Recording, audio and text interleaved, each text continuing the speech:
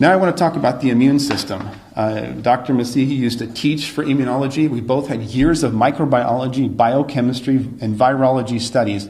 We've made it our life's work to understand this stuff. And here, I'd like to go over some basic things about how the immune system functions so people have a good understanding. The immune system is built by exposure to antigens, viruses, bacteria.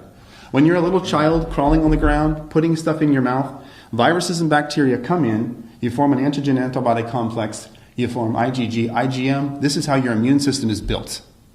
You don't take a small child, put them in bubble wrap in a room and say, go have a healthy immune system. This is immunology, microbiology 101. This is not something, this is the basis of what we've known for years. So what I'm seeing is when you take human beings and you say, go into your house, clean all your counters, Lysol them down, you're going to kill 99% of viruses and bacteria, wear a mask, don't go outside. What does that do to our immune system? Our immune system is used to touching. We share bacteria, staphylococcal, streptococcal bacteria, viruses. We develop an immune response daily to this stuff. When you take that away from me, my immune system drops. As I shelter in place, my immune system drops. You keep me there for months, it drops more. And now I'm at home, hand washing vigorously, washing the counters, worried about things that are indeed what I need to survive. Let's follow the science. This is immunology, folks. This is microbiology. This is what we've combined together. We have 40 years of experience in this. This is common sense immunology. So quarantining and social distancing is worse for us, you're saying? It decreases your immune system. You can't build an immune system by... If someone has a reduced immune system, you hide them away because they can't build an immune system. If you have a normal functioning immune system, you need interaction. When a child is in a womb, you're in this protected environment. When you come out, you have almost no immune system. You develop that through touching your mouth, touching your eyes, virus, bacteria, immune response, IgG, IgM.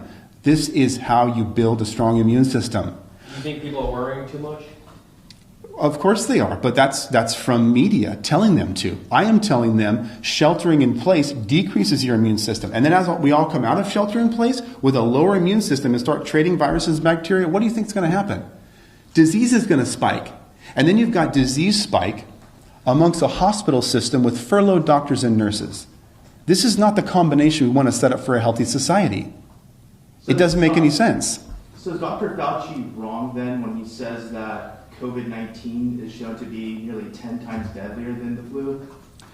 Initially, maybe that was true. But again, I'm going through the numbers. I'm not saying who's wrong or right. I'm going through the science and through the numbers. And I, like you, have been watching media and studying this for 2 months, night and day. I go to bed at 2 or 3 in the morning. Every day I read after my shift and I say, what's going on here? I'm not in an ivory tower. I'm in seeing patients every day and I'm collecting my own data. I didn't have data 2 months ago. I just shared my data. 6.5% of all patients we tested are positive. That's actual, unfiltered, non-political data. The initial models were so inaccurate, they're not even... But in those initial models, a lot of them were based off if we did no social distancing. Right. Is that correct? So is it really fair to say, obviously they're not as bad as they were because those were based on alternative scenarios? And some of them were based on social distancing and still predicted hundreds of thousands of deaths, which has been inaccurate.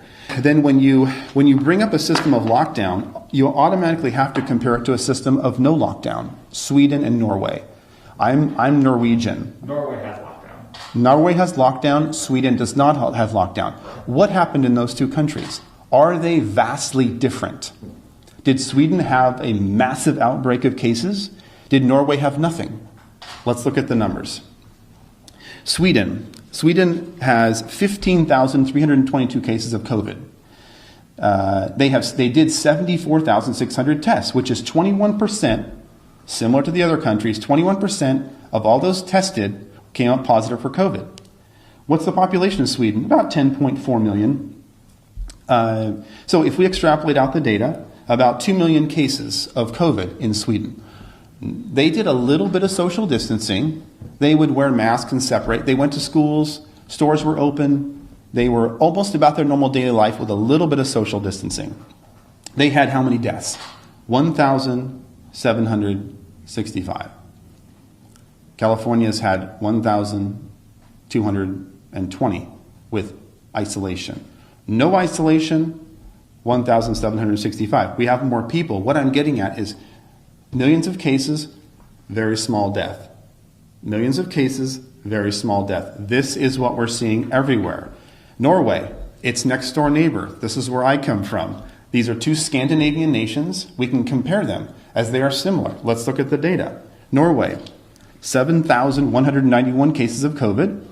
Total COVID tests, 145,279. So they came up with 4.9% of all COVID tests were positive in Norway. Population of Norway, 5.4 million. So if we extrapolate the data as we've been doing, which is the best we can do at this point, they have about 1.3 million cases. Now their deaths as a total number were 182, fairly small, but statistically insignificant from 1,700, you realize. Millions of cases, small amount of deaths. 1,700, 100, these are statistically insignificant.